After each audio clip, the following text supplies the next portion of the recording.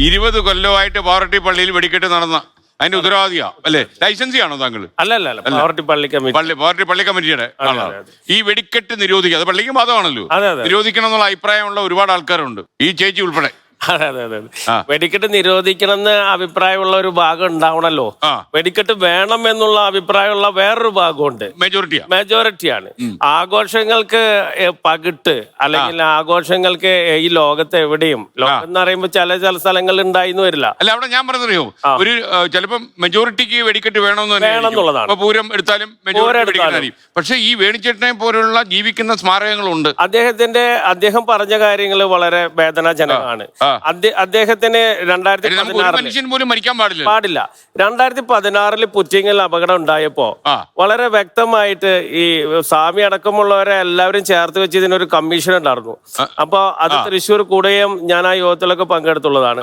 അതിനെ തുടർന്ന് വെടിക്കെട്ടുകാരെയും പൊട്ടിക്കുന്നവരെല്ലാരും വിളിച്ചു വരുത്തിയിട്ട് ഇതിന്റെ മാനദണ്ഡങ്ങൾ എഴുതിയിട്ടുണ്ട്. അതിൽ പ്രകാരം പെസോ ഡിസ്പ്ലേ 2 ഭാഗമായിട്ടാണ് നടക്കുന്നത്. ഒന്ന് ഡിസ്പ്ലേ നടത്തുന്നു, പൊട്ടിക്കുന്നു, ഒരു ഭാഗത്ത് നിർമ്മാണ മേഖലയിൽ എന്ത് നടന്നു എന്നുള്ളതാണ് അദ്ദേഹം പറഞ്ഞത്. അത് അവിടെ ഒന്നും നടന്നിട്ടില്ല.